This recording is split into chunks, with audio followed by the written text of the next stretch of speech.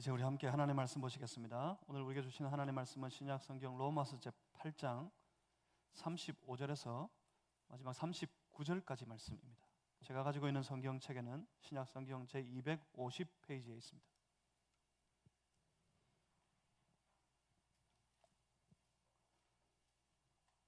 로마서 8장 제35절에서 39절, 로마서 8장 35절에서 39절, 오늘 이 거룩한 주일 하나님 앞에 예배드리는 우리 무리에게 허락하신 살아계신 우리 하나님의 말씀입니다. 우리 한 절씩 저와 여러분이 나누어서 교독하겠습니다. 제가 먼저 읽습니다. 누가 우리를 그리스도의 사랑에서 끊으리요? 환난이나 곤고나 박해나 기근이나 적신이나 위험이나 칼이랴.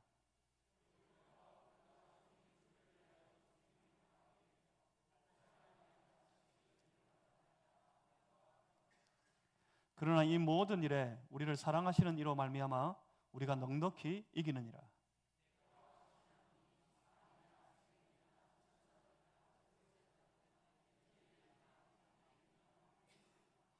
높음이나 깊음이나 다른 어떤 피조물이라도 우리를 우리 주 그리스도 예수 안에 있는 하나님의 사랑에서 끊을 수 없으리라. 아멘.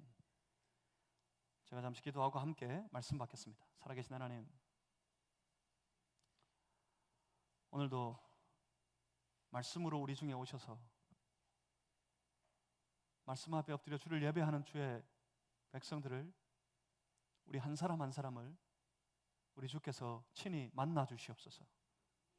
주님을 만나고 주의 음성을 듣게 하시고 주의 성령의 도우심으로 주님의 거룩하신 뜻을 깨닫게 해 주시옵소서. 주님의 뜻을 따라 살아갈 새 힘도 주시고 능력도 주셔서 이제는 저 세상을 쫓아가며 사망을 열매 맺는 삶이 아니라 오직 주님을 따라가며 거룩한 생명의 열매를 날마다 삶에서 맺으며 살아가는 주의 거룩한 자녀들의 삶이 다 되게 하여 주시옵소서. 성령님 의탁합니다. 성령님 주장하여 주옵소서. 오시옵소서. 충만하여 주옵소서. 예수 그리스도 이름으로 기도하옵나이다. 아멘. 우리 로마서 7장과 8장의 말씀을 함께 다 나누고 있습니다. 로마서 7장과 8장은 로마서 전체 아주 절정에 해당되고 8장을 넘어서면서부터 새로운 도전으로 우리에게 다가옵니다. 이 로마서 7장과 8장에서 사도 바울이 아주 중요하게 도전하고 있는 것이 하나 있습니다. 그건 우리 안에 싸움이 있다는 겁니다.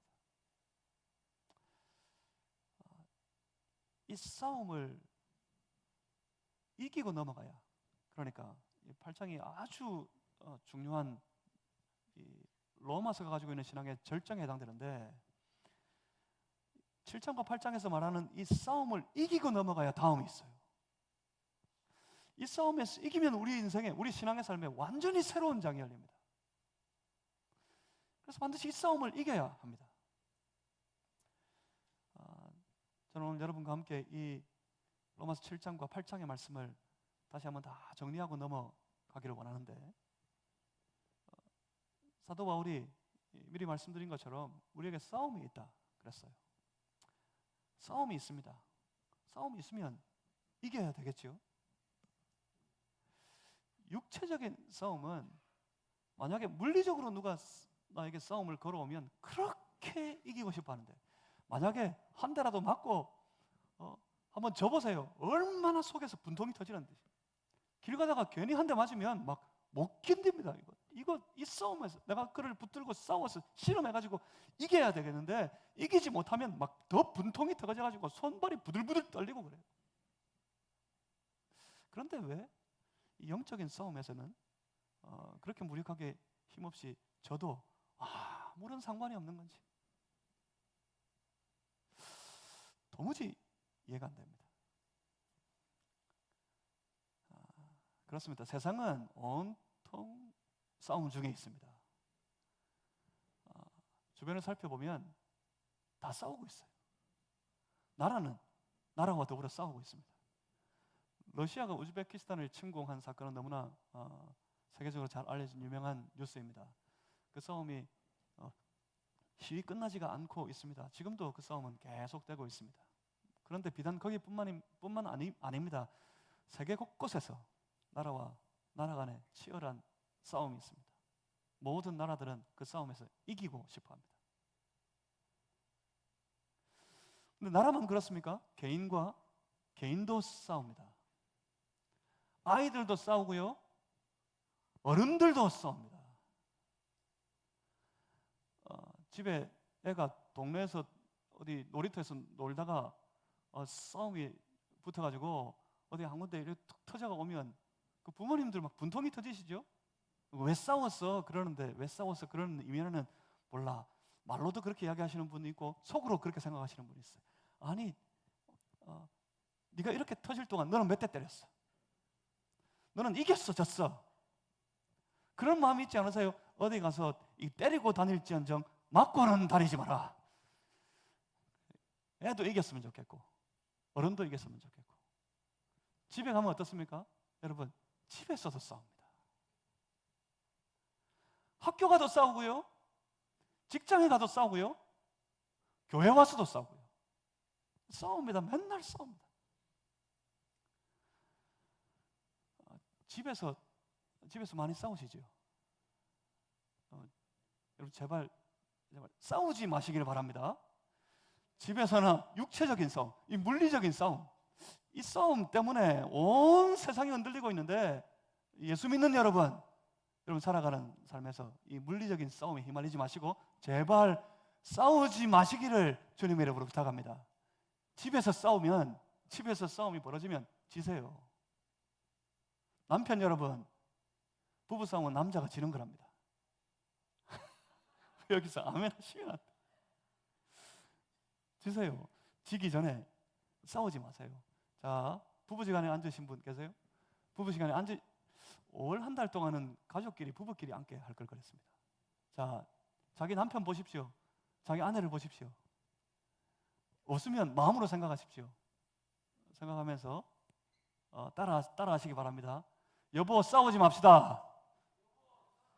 안 하면 안 됩니다. 자, 다시 한 번 더 합니다. 여보, 싸우지 맙시다.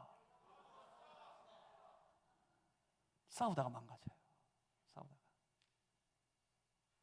많은 삶이 싸움 때문에 망가져요. 많은 가정이 얼마나 이 전쟁 중에 있고 이 전쟁 때문에 많은 가정이 파괴되고 무너지고 있습니까? 그 전쟁 중에 자라는 자녀들은 어떻습니까? 그 싸움 중에 자라는 자녀들은 어떻습니까? 어릴 적부터 상처를 받고요. 그들이 성인이 되었을 때 그들의 삶이 돌아봤더니 아주 많이 피폐해지고 처참해져 있는 걸 나중에 발견하게 됩니다. 그러니까 이 물리적인 싸움, 육체적인 싸움은 우리 그리스도인들은 하지 말아야 됩니다. 싸우지 마세요. 운전하다가 싸우지 마시고요, 학교 가서 싸우지 마시고요, 직장 가서 싸우지 마시고요, 장사하다가 싸우지 마시고요, 손님하고 싸워요. 싸우지 마시고요, 교회 와서도 싸우지 마시고요. 싸우지 말아야 합니다. 그런데 우리가 싸워야 할 싸움이 있어요. 그런데 우리 인생을 더 비참하게 만들고 더 참혹하게 만드는 아주 치명적인 싸움이 있습니다.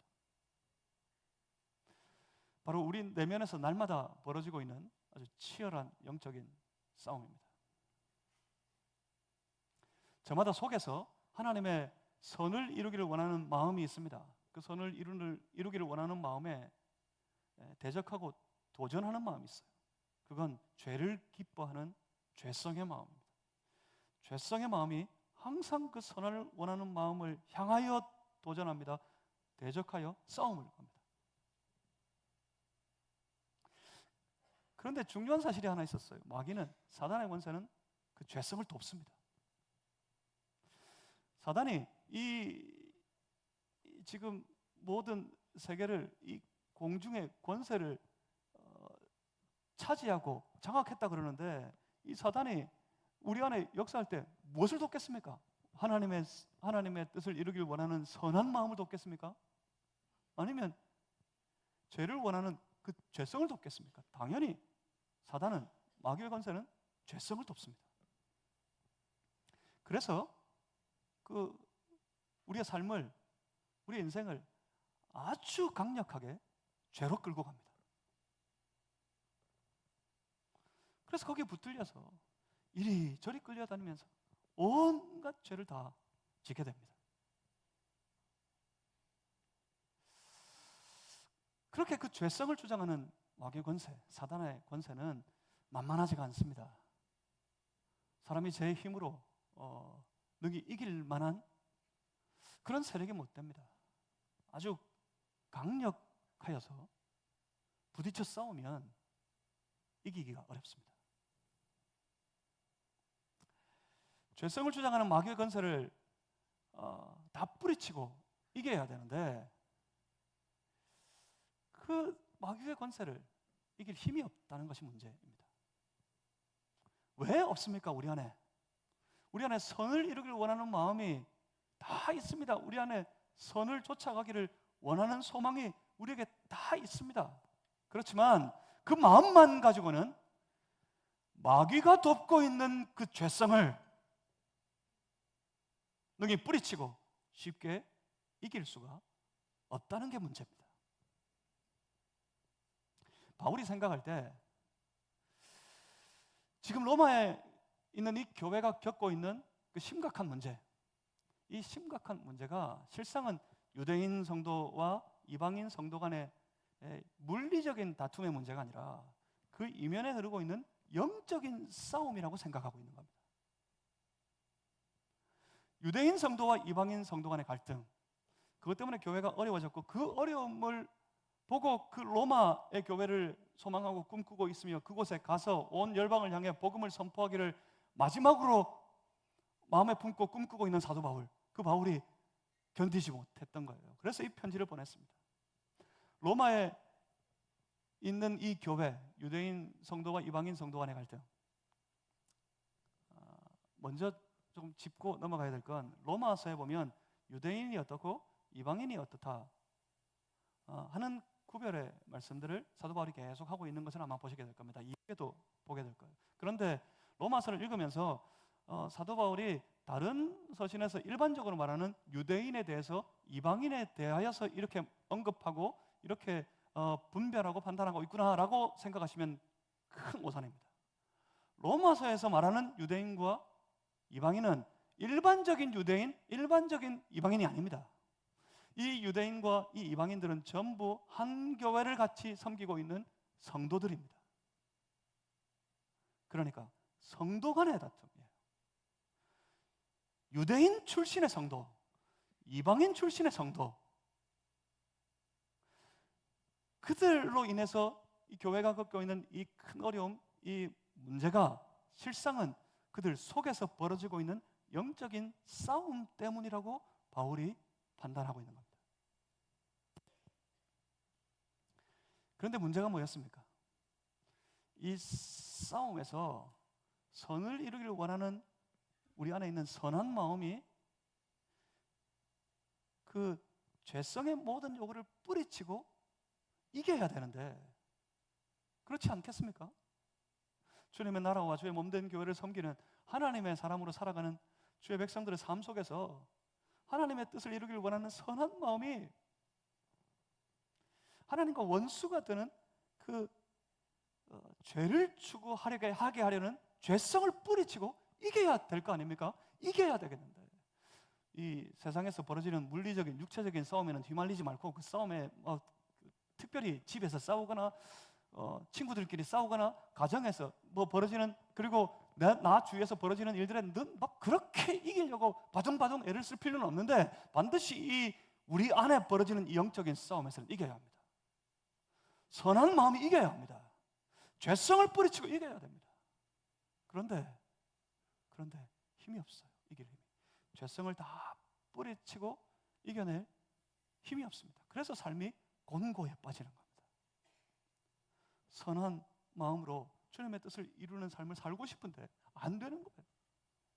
자꾸 죄를 향해 쫓아가고 죄의 열매를 맺는 그런 모습에 빠져버리는 거예요. 그래서 삶이 곤고한 지경에 빠지는 겁니다. 사도 바울이 그래서 외쳤어요. 7장 마지막에 25절 이하에서 오라 나는 곤고한 사람이로다. 7장 24절 5절을 한번 보십시오. 오라 나는 곤고한 사람이로다.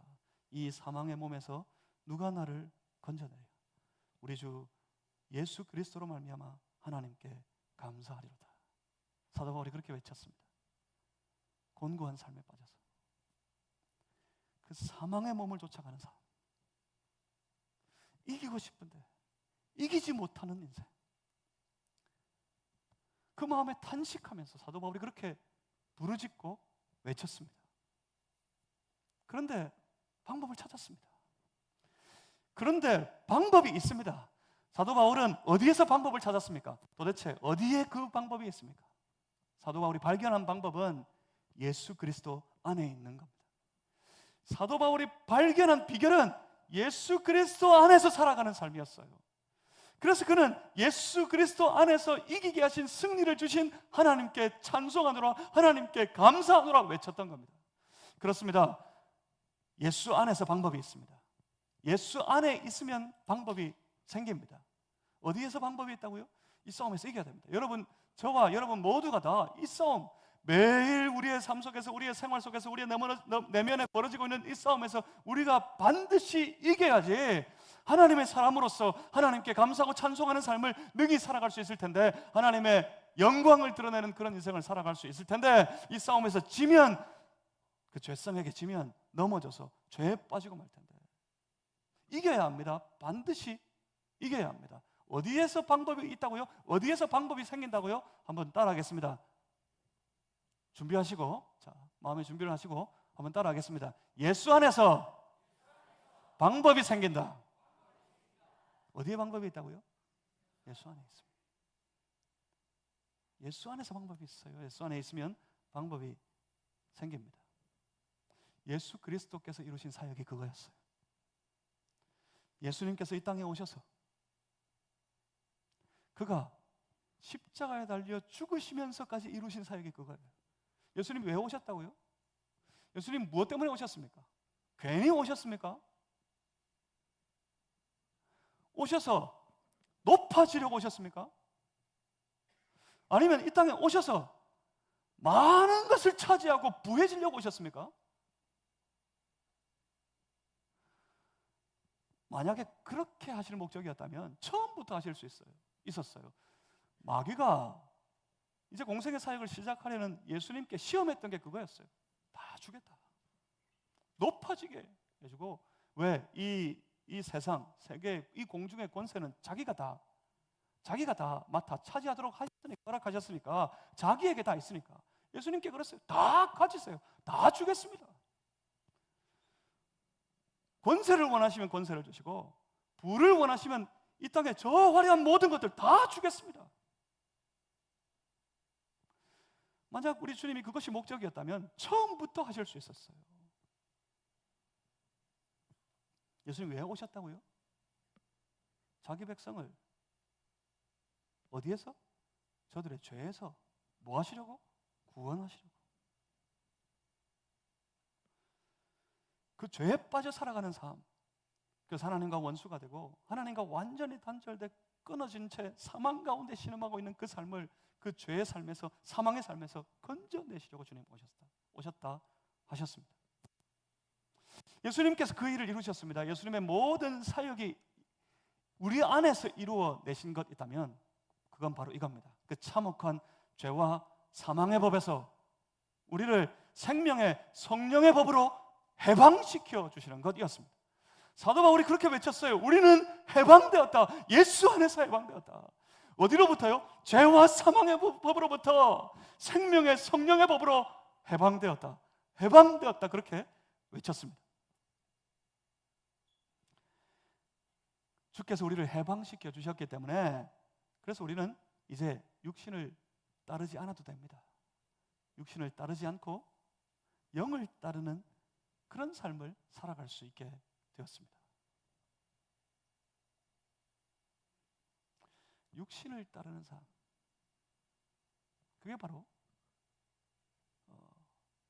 사단이 돕고 있는 죄성의 강한 유혹에 넘어져가지고 그 죄성을 뿌리치지 못하고 사단의 권세에 이리저리 끌려다니며 마치 죄의 종된 것처럼 이리저리 끌려다니면서 온갖 죄에 빠지고 온갖 죄를 지으며 살아가는 사람. 이 땅의 인생이 그런 삶이었어요. 우리 인생이 그런 삶이었어요.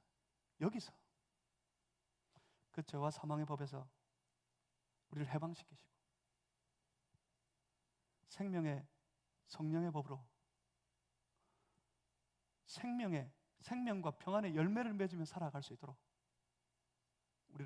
우리의 삶을 해방시켜 완전히 변화시켰습니다. 그 싸움이 우리 안에 있었는데 그 죄성이 우리에게 대적하고 도전해오는 싸움 가운데 우리가 살았는데 이전에는 내 힘만 가지고 마귀가 돋고 있는 그 죄성을 능히 이길 수 없었지만 우리를 해방시켜 주셔서 그리고 생명의 성령의 법으로 우리를 주장해 주셔서 이제는 우리가 이길 수 있게 됐다는 말입니다. 우리는 이길 수가 있습니다.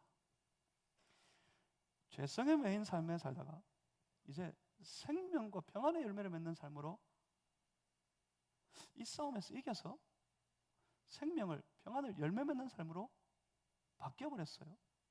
무슨 말입니까? 인생이 바뀌었어요. 여러분, 예수 믿으면 인생이 바뀝니다.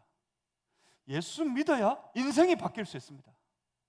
바뀐다는 게 뭐래요? 가난한 사람이 갑자기 부자가 된다는 말이 아닙니다. 낮고 천한 자리에서 가장 갑자기 높고 귀한 자리로 그렇게 변화된다는 이야기가 아니에요.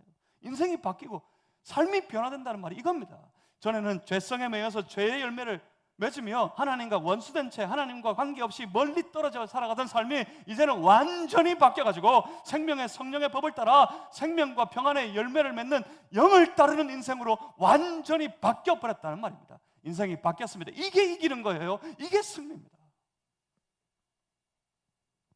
인생이 바뀌었습니다. 이제는 그러니까 8장에서 말씀하고 있었던 것처럼 육신을 따르지 않아도 됩니다. 이제는 영을 따르는 삶을 살아갈 수 있습니다. 그런데도 아직도 이제 분명히 이기고 분명히 이길 수 있음에도 불구하고 이제는 육신의 강력한 죄성의 요구를 다 뿌리치고 영을 따라 살아갈 수 있음에도 불구하고 아직도 육신을 쫓아 살아가는 연약한 우리의 모습이 있다는 것이 문제입니다. 그런데 기억하십시오.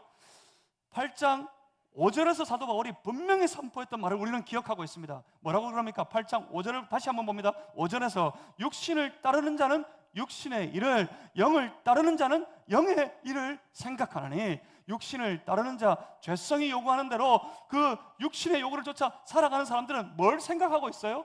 무엇을 생각합니까? 육신의 일을 생각합니다. 영을 따르는 자는 영의 일을 생각합니다.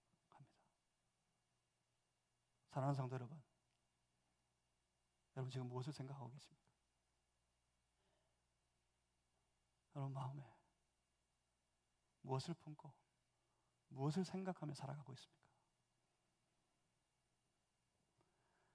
육신의 일, 곧 사망의 일, 죽음의 일에 대하여 생각하고 있습니까? 그렇지 않으면 영의 일, 곧 생명의 일, 모든 것을 살리는 일에 대하여 생각하고 계십니까? 보면 6절, 8장 6절에서 사도 바울이 그렇게 분명히 선포했습니다. 육신의 생각은 사망이다. 그렇지만 영의 생각은 뭡니까? 생명과 평안이다. 문제는 7절이었어요. 7절. 육신의 생각은 하나님과 원수가 된다. 하나님이 그 육신의 생각과 더불어 함께 하실 수 없습니다. 하나님께서 그 육신의 생각에 당신의 권세를 부어주실 수가 없어요. 그 육신의 생각은 사망인데 그 사망을 하나님이 돕지 못한다는 말입니다. 오히려 그 육신의 생각은 하나님과 원수가 된다. 그럽니다. 이는 8장 7절에 이어서 이렇게 선포합니다. 이는 하나님의 법에 굴복하지 아니할 뿐 아니라 하나님의 법, 하나님의 말씀에 하나님과 원수가 되어서 육신에 빠져 육신으로 살아가는 삶이 바로 그것 때문입니다. 하나님의 법에, 하나님의 말씀에 굴복하지 않는 것 때문입니다. 그들 육신의 생각에 빠지면 하나님 말씀에 굴복할 수 없어요. 하나님 말씀에 순종할 수 없습니다. 그래서 바울이 7절 마지막에 그렇게 선포했던 겁니다. 할 수도 없습니다. 하나님의 법에 굴복할 수도 없습니다. 주의 말씀에 순종할 수도 없다는 말입니다. 육신에 빠져버리면. 그래서 결국 어떻게 됩니까? 8장 8절에서 그렇게 선포했습니다. 육신에 있는 자들은 하나님을 기쁘시게 할 수 없느니라. 예수 믿어서 구원받은 하나님의 자녀가 되었을 때 우리에게 아주 놀라운 소망과 꿈이 생겼었어요. 하나님의 영광이 되고 내 모든 삶 속에 아무쪼록 하나님이 기뻐하시는 인생을 살고 싶었습니다. 그런데 육신에 매여서 육신을 따르는 삶에 자칫 빠져버렸을 때 그 삶은 하나님과 원수가 되는 길이고 결국 하나님이 기뻐하시지 않는 인생이 되고 맙니다. 그렇지만 영의 생각은 뭐였습니까? 영의 생각은 생명과 평안이었습니다. 영을 따르는 사람은 생명의 일, 곧 살리는 일을 하고 평안을 이루는 행동으로 살아갑니다. 그리고 그 삶은 하나님이 그렇게 기뻐하십니다. 바로 그 삶이 하나님을 영화롭게 만듭니다. 영을 따라서 생명과 평안의 열매를 맺는 그러한 삶을 사는 것, 그 삶을 하나님이 기뻐하십니다. 여러분 삶의 개인의 삶에서 개인의 모든 일들 속에서 그 영을 따라서 생명과 평안의 열매를 맺는 삶을 애써 추구하고 이루어가 보십시오. 여러분 삶에 하나님의 기쁨이 가득하고 하나님 주시는 그 기쁨이 또 자신의 마음에 가득하게 될 겁니다. 여러분 각자의 가정에서 그렇게 해보세요. 남편을 보면서, 아내를 보면서, 자녀를 보면서, 부모님을 보면서 그런 마음을 가지고 이 가정 안에서, 이 관계 속에서 내 영을 따라, 영의 인도하심을 따라 생명과 평안의 열매를 맺는 삶을 살아야겠다. 가정이 바뀔 겁니다. 여러분 직장이 바뀔 겁니다. 여러분 삶의 모든 자리가 바뀔 겁니다. 안 바뀌어요? 도무지 안 바뀌어요? 무엇 때문입니까? 여전히 육신을 따르고 있는 자신의 모습 때문에. 하나님이 기뻐하시는 삶은 영을 따라 생명과 평안을 이루는 삶을 살아가는 겁니다. 사도 바울은 고린도전서 10장 31절에서 그렇게 선포했습니다. 먹든지 마시든지 무엇을 하든지 다 하나님의 영광을 위하여 하라. 먹든지 마시든지 무엇을 하든지 다 하나님의 영광을 위해. 하나님의 영광을 이루는 삶을 살아가는 비결이, 방법이 오직 여기에 있습니다. 생명의 성령의 법을 따라 생명의 성령의 법이 우리를 이끄는 대로, 바울이 다르게 표현한 것대로 하면 영의 인도하심을 받아서 그렇게 생명과 평안의 열매를 맺으며 살아가면 하나님이 기뻐하시고 하나님이 그 인생을 통해 영광을 받으시게 되는 겁니다. 그들이 먹든지 마시든지 뭘 하든지 영의 인도함을 받아 생명과 평안을 열매 맺는 삶을 살면 그 모든 삶을 통해 하나님이 영광 받으신다는 말입니다. 그러니 사랑하는 성도 여러분, 하나님이 기꺼이 영광 받으실 수 있도록 늘 내 안에 충만하여 계신 주의 성령의 인도하심을 따라 성령의 법이 나를 이끌고 인도하는 대로 생명과 평안을 열매 맺는 거룩한 삶이 다 되시기를 주님의 이름으로 축복합니다. 그들이 누굽니까? 그들이 바로 하나님의 자녀예요. 하나님의 아들이고 하나님의 딸이라 그랬어요. 8장 14절의 이 말씀은 아주 중요한 선포였습니다. 누가 하나님의 아들이라고요? 누가 하나님의 자녀라고요? 하나님의 영으로 인도함을 받는 사람들이, 하나님의 영으로 인도함을 받는 사람들이 하나님의 아들입니다. 그러니까 신앙은 우기는 게 아니에요. 내가 그리스도인이라고 우기는 사람, 그 사람들이 하나님의 자녀가 되는 게 아닙니다. 믿음으로 구원받는다? 여러분, 어떻게 구원받아요? 믿어서 구원받아요. 믿음으로 구원받는다는 말의 의미를 여러분 잘 이해하셔야 돼요. 믿음으로 구원받는다 하는 이 말이 내가 믿음이 있다고 막 우기면 나는 구원받는다 하는 뜻이 아닙니다. 구원은 믿음을 우긴다고 되는 게 아니에요. 신앙은 우기는 게 아닙니다.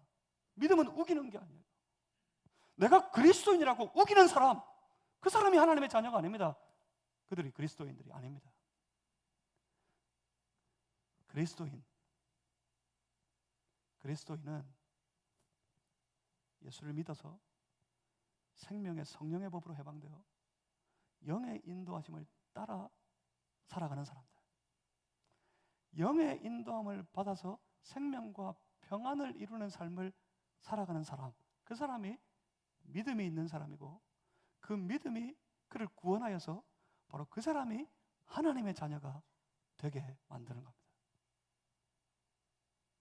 그러니까 신앙의 사람, 하나님의 자녀, 그 사람이 어떤 사람들이라고요? 그들은 예수 그리스도를 믿고 예수님의 말씀을 받아서 그 말씀을 따라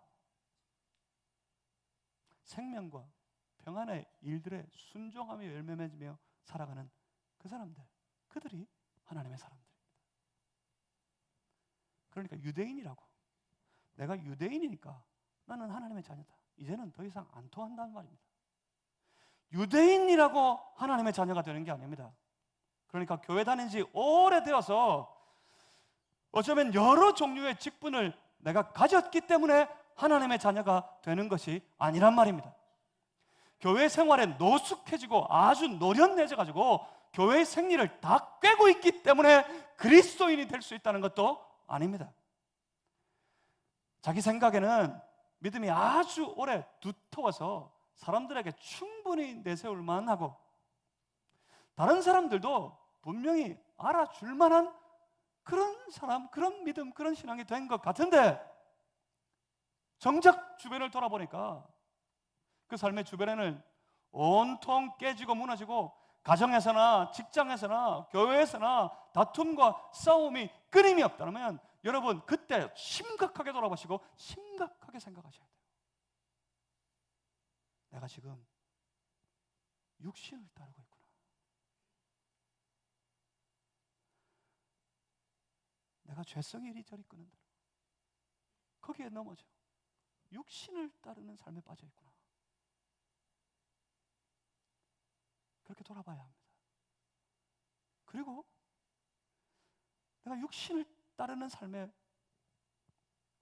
마음이 참혹하고 마음이 아주 치명적인 아픔에 빠졌을 때, 그때 엎드릴 수 있습니다. 그때 엎드려야 합니다. 그리고 엎드려 회개해야 합니다. 무엇을 회개합니까? 하나님, 오늘도 내가 나쁜 짓 했습니다. 하나님, 내가 오늘도 저기 가서 이만저만한 좋아 보이는 것들 내가 훔쳤습니다. 이런 거 회개해야겠죠. 그렇지만 더 치명적인 회개가 필요해요. 그 회개는 하나님, 내가 예수 그리스도를 믿어서 죄로부터 완전히 해방되어 구원받은 하나님의 자녀가 되었음에도 불구하고 아직도 여전히 육신을 따르는 삶에 빠져있는 내 모습을 주님 용서해 주십시오. 주님, 회개합니다. 그러며 통회하고 자복하는 것, 이것이 진정한 회개입니다.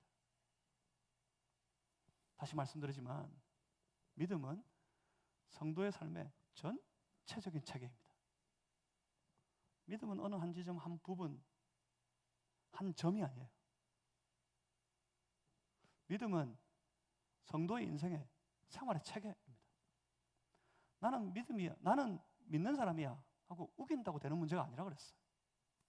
삶의 체계를 통해, 생활의 모든 체계를 통해 그 안에, 내 안에 믿음 있음이 나타나야 합니다. 믿음은 예수님을 만나는 순간 그것으로 끝나는 거 아니에요. 예수님을 만나는 순간 끝!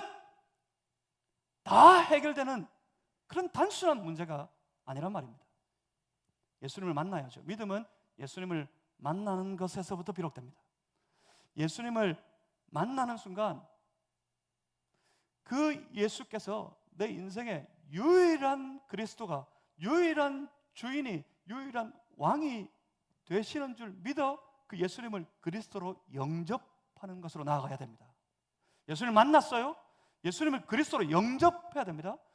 그리스도로 영접해서 그리스도이신 예수께서 내게 나타내시는 당신의 뜻, 그 모든 말씀을 사모하는 마음으로 받아서 그리스도이신 예수님이 주시는 그 모든 메시지, 그 말씀만이 내 인생의 유일한 방법, 내 삶의 유일한 길인 줄을 알고, 그래서 주시는 그 말씀이 때로는 내 기분과 다르고 내 성질에 맞지 않아도 기꺼이 그 말씀에 순종하며 살아가는 삶의 모든 순간들, 삶의 모든 과정 전체가, 그 삶의 전부가 바로 딱 한마디로 말하는 믿음이라는 겁니다. 믿음은 이 인생의 통째로가 다 믿음이에요. 믿음을 착각하고 말이죠. 믿음 없는 삶을 살면서 믿음 있다고 우기는 것, 하나님이 그 우기는 일에 속아 넘어가시지 않는다는 게 문제예요. 믿음은 이 삶의 통째로가 믿음이에요. 다시 말씀드립니다. 여러분 분명히 마음에 새겨두시고 영적으로 기억해 두셔야 됩니다. 그리고 그렇게 살아가셔야 됩니다. 믿음은 뭐라고요? 믿음은 예수님을 만나서 그 예수님을 내 삶의 그리스도로 영접하고, 그리스도이신 예수께서 내게 주시는 말씀이 내 삶의 유일한 방법이 되고 유일한 길이 되어서 그 말씀에 순종하여 살아가는 삶, 이 통째로 다 이게 믿음입니다. 바울이 그래서 그 선포했던 거예요. 믿음으로 구원받는다. 그래서 야고보가 그렇게 외쳤던 거예요. 그 삶이, 그 행함이 없는 믿음은 믿음이 아니다. 그것은 죽은 것이다. 바울과 야고보의 생각은 똑같습니다. 그들이 생각하는 믿음은 똑같습니다.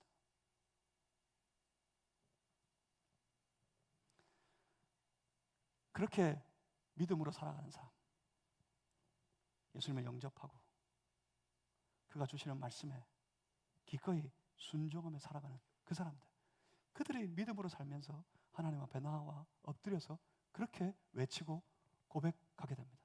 예수님, 예수님만 내 삶의 주인이십니다. 주님, 나는 주님의 뜻을 따르겠습니다. 그렇게 고백이 저절로 터져 나오는 사람, 이 사람이 믿음 있는 사람이에요. 바로 이것이 믿음이라는 겁니다. 사랑하는 성도 여러분, 여러분 안에 그 믿음이 역사하시기를 주님의 이름으로 축복합니다. 예수님이 여러분의 삶을 온전히 주장하는 그런 인생이 되시기를 주님의 이름으로 축복합니다. 그것이 영광이에요. 그것을 기뻐하시는 거예요.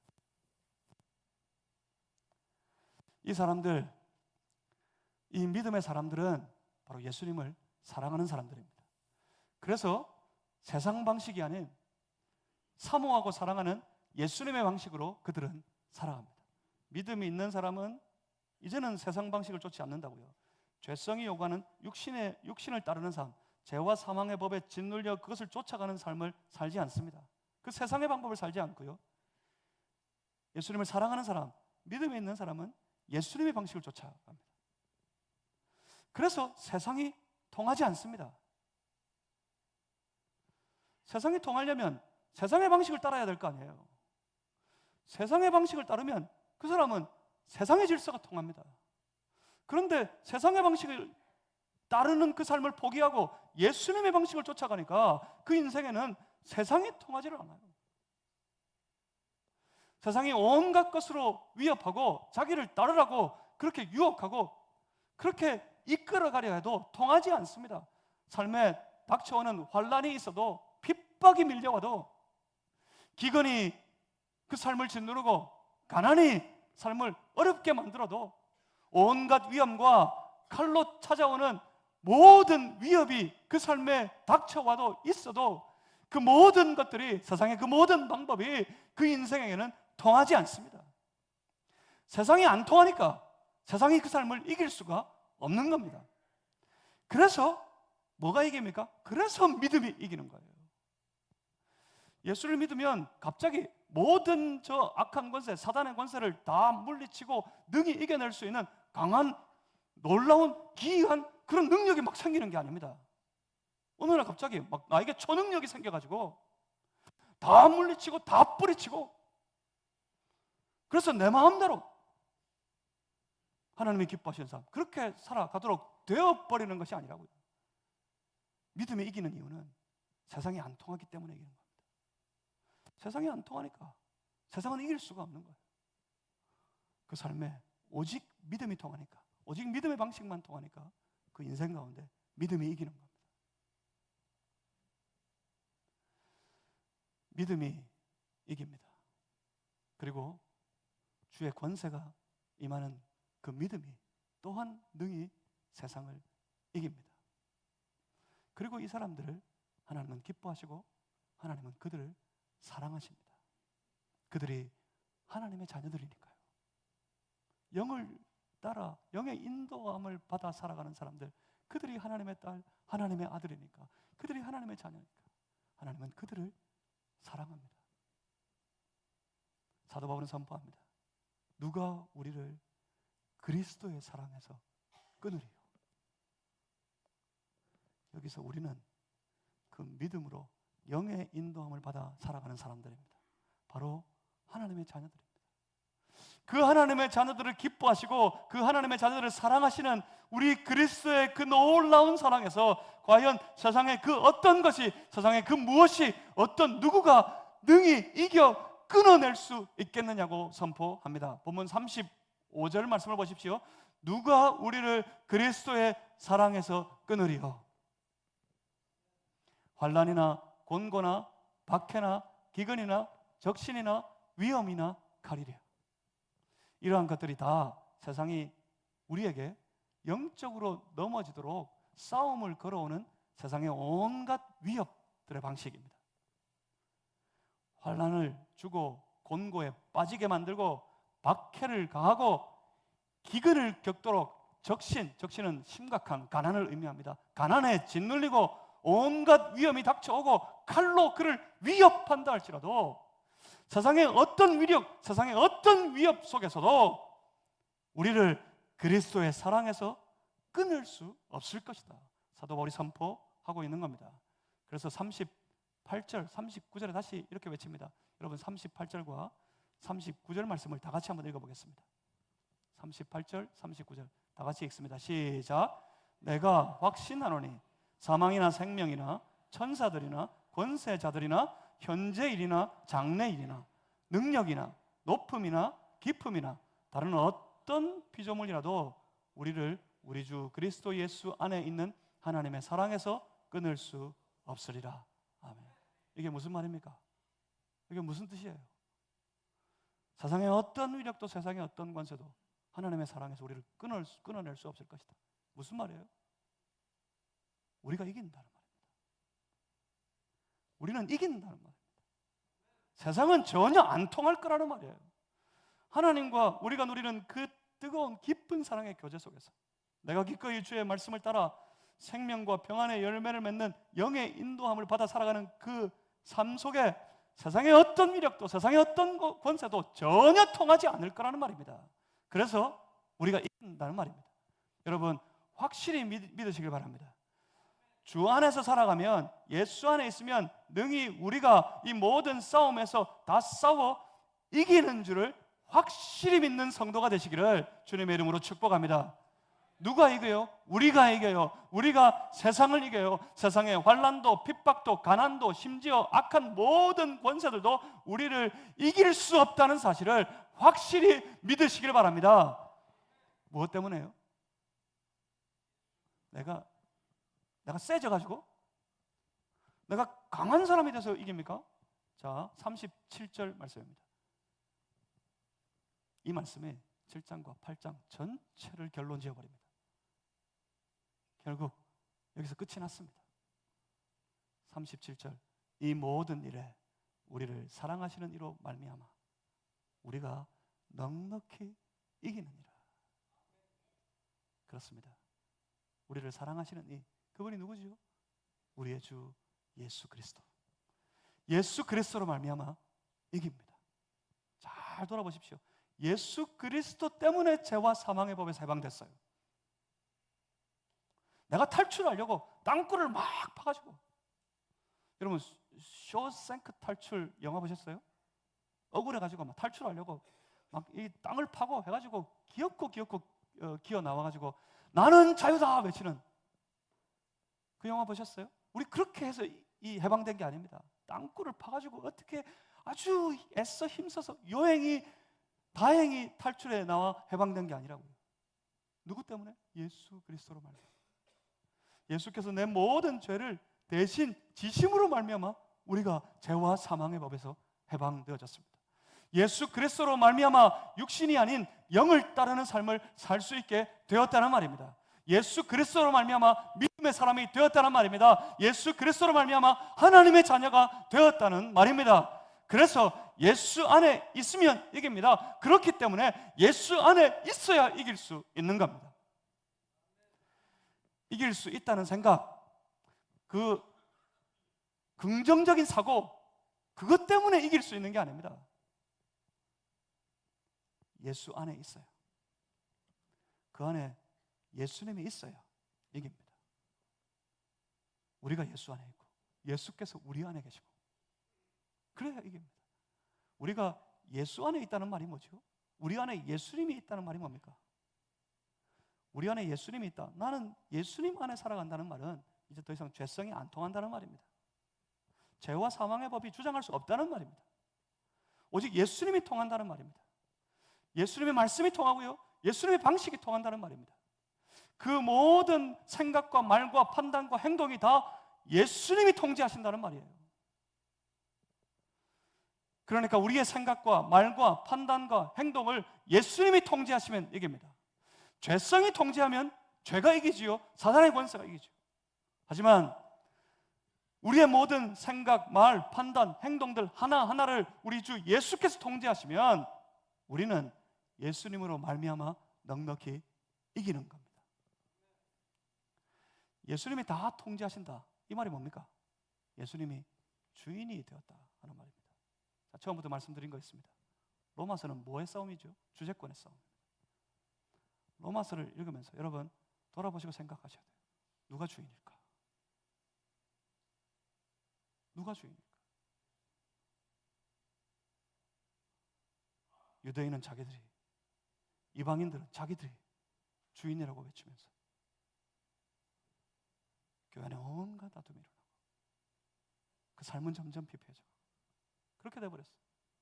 사도 바울이 외치는 것은 그 주제권이 우리 인생들에게 있는 것이 아니라 삶의 주권은 예수님께 있다. 예수님이 주인이시다. 예수님만이 주인이시다. 로마서를 통해 그것을 외치고 있습니다. 우리 인생을 향해 주께서 그렇게 도전하고 있습니다. 예수님이 주인이 되면 이기는 겁니다. 예수님이 주인이 되어야 이기는 겁니다. 사랑하는 성도 여러분, 그러니 아무쪼록 어찌하든지 세상에서 이 모양 저 모양 분주하고 어려운 일이 있다 할지라도 어찌하든지 아무쪼록 예수 안에 거하여 살아가는 그런 성도들 되시기를 주님의 이름으로 축복합니다. 죄성이 유혹해 와도 우리의 삶을 다시 죄와 사망의 법이 주장하려고 해도 이제는 이길 수 있으니까 담대하게 뿌리치고 그 죄성의 모든 요구를 뿌리치고 영의 인도함을 따라 주 안에서 살아가는 그런 성도가 되시기를 다시 한번 주님의 이름으로 축복합니다. 예수 그리스도 안에서 죄성의 주장을 다 뿌리치고 영을 따르는 삶을 살아가게 되면 우리가 세상을 이깁니다. 그 모든 치열한 영적인 싸움에서 이기게 됩니다. 날마다 우리의 삶을 대적하고 도전하여 걸어오는 사단의 모든 영적인 싸움, 그 싸움에서 능히 이기는, 넉넉히 이기는 성도가 되시기를 주님의 이름으로 축복합니다. 성도는 예수 안에 있으면 이깁니다. 넉넉히 이깁니다. 기도하겠습니다. 살아계신 아버지 하나님, 능히 이기는 삶을 살게 하여 주시옵소서. 치열한 모든 영적인 싸움에서 죄성에게 짓눌려 사망의 열매를 맺는, 하나님이 기뻐하실 수 없고 하나님과 원수가 되는 그런 삶에 빠지지 말게 하시고 오직 주 안에서 생명의 성령의 법을 쫓아 영의 인도함을 따라 생명과 평안의 열매를 맺는 그런 이기는 삶, 승리의 삶을 살아가는 우리 모두가 되게 하여 주시옵소서. 우리 힘으로 아니라 우리 안에 계신 우리의 삶의 참 주인이 되신 예수 그리스도로 말미암아 이기는 인생이 되게 하여 주시옵소서. 믿습니다. 우리 안에 예수님 계시니까 우리가 넉넉히 이기는 줄 믿습니다. 예수 그리스도 이름으로 기도하옵나이다. 아멘. 함께 찬양합니다. 357장 주 믿는 사람이 일어나. 357장입니다.